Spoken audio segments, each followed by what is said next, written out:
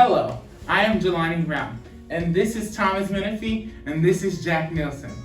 Today we will be reporting on 5 core areas within Wisconsin that all relate to water, ranging from a point source of pollution to a non-point source of pollution, water pollution mitigation, flooding, and flooding mitigation. We hope you enjoy, and we hope you have a wonderful experience. Hello, welcome to Jaloni Creek in Ozaukee County, Wisconsin. This area is located in a hidden neighborhood in the Mequon-Fiennesville North Shore area. This river is known for being a source of high nitrate and high phosphorus levels in certain areas of the river. One example of the non-point pollution sources in the agriculture units is especially the farm runoff. An example would be the farm over here, which produces manure and fertilizers that are phosphorus rich. Here, many phosphorus-rich sources like manure and fertilizers are run off by rain, and the material flows from the farm fields into the Jaloni Creek, pictured right behind me. This causes algae blooms, which causes pollution to the river. There are also many nitrate-rich pollutions like pesticides that are used on vegetables and crops to protect them from insects. These pesticides used run off into the river, causing high nitrate levels. Furthermore, the Jaloni Creek is a river that is a source for most wells in the area. Over 10% of the wells around this area have high nitrate levels that are from the Jaloni Creek. A third source of pollution, stated by Cheryl Lynn, would be the sediments of washed off roofs and pavements due to rainfall. An example would be this highway, which rainfall and pollutants run off into the river, causing pollution. Furthermore, the urban development of the Mequon-Fiennesville area has increased dramatic pollution. Projects are going underway in creation of grass waterways. This is an example of a grass waterway, or a marsh, which slows down the rainfall rate, which prevents flooding into the river. Furthermore, it decreases sediment pollution. The Jaloni Creek flows into the Milwaukee River into parts of the Lake Michigan, where most of our drinking water is sourced from. The pollution causes a serious threat to the public health, but mostly the environment. It should be addressed in order to save the environment.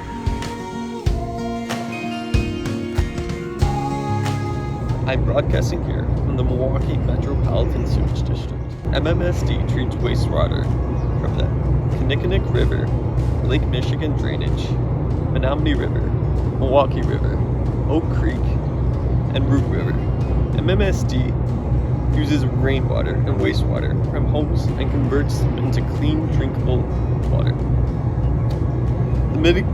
This mitigation facility removes all of the pollutants and bacteria from the wastewater through their cleaning process. This process helps organisms in water because the wastewater is treated before being dumped into a body of water. If there was no water treatment, the marine life would suffer. To further decrease water pollution, the city of Milwaukee could implement street trees. Proper street trees have lots of space for their roots and trunk. Even more importantly, street trees need to have a permeable layer of bricks on top of a continuous trench of soil. The soil would be able to absorb the water instead of sliding off the bricks. That is Milwaukee Metropolitan Sewage District. I'm reporting here from 27th and Morgan Street on the west side of Milwaukee. This area is very prone to flooding because of excess water overflowing from the Kinnickinnick River. Flooding causes runoff of pollution like gasoline and asphalt into the river. This runoff can even poison marine life. Also, flooding on the street is a hazard to vehicles. Cars may slide and cause accidents. This street used to flood very frequently in the past, with nearly 50% of the surfaces in the Kinnickinnick watershed are impervious.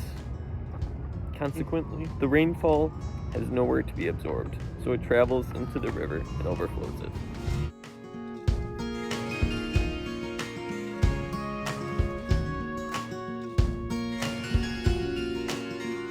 I am here at Rockwell Automation on South 2nd Street.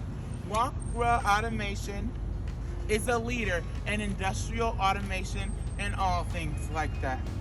Rockwell has created a green roof on top of their global headquarters on South 2nd and Milwaukee, in Milwaukee, Wisconsin. The rooftop covers almost 43,000 square feet. The flooding is being mitigated from Lake Michigan. If the flooding was not stopped, many companies and local businesses all around here would be deeply affected. Each year, Rockwell Automation takes 500,000 gallons of stormwater. There are other nice techniques they have that also added to the innovations that we see here today. We have a general heating and cooling system that has been insulated throughout the whole building. And also, the life of the roof has been increased by 40 years due to the strong innovations that had protected the roof from the strong UV rays from the sun and the temperature fluctuations.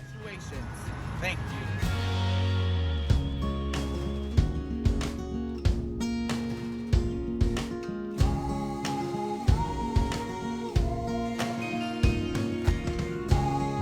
This is Jaloni Brown reporting live from Channel 7.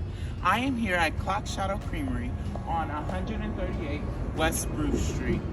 The main threat that would be affected by Clock Shadow is the Milwaukee River, but have no fear.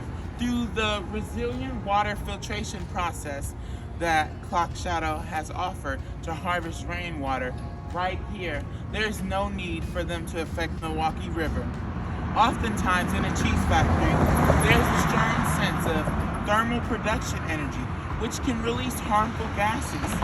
This could affect all of the workers inside of this beautiful building and cause their health to deteriorate. Clock Shadow was created as a very geothermal, healthy type of building. And they have created a geothermal heating and energy system to combat this. This beautiful building is truly a work of art. It includes a rooftop garden and a power generating elevator, along with the building being made out of half of reused materials. And little do you know that after the process, there was no waste involved.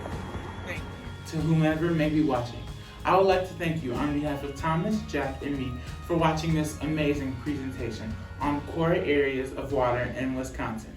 We thank you so much for your time, and we hope we get an A. The end.